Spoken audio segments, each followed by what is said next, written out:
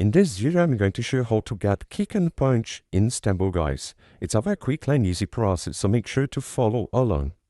First, I will point out that this process works on any device. If you are using computer, a phone, Android, iPhone, doesn't matter, it is the same process.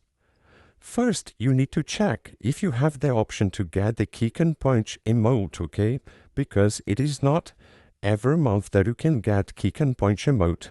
You need to check clicking on Stumble Guys Pass right here and swipe to the right until you find these emotes, okay? So if the kick and punch emote is not here, you don't have the option to get the emote, okay? You need to wait until the emote it is here, okay?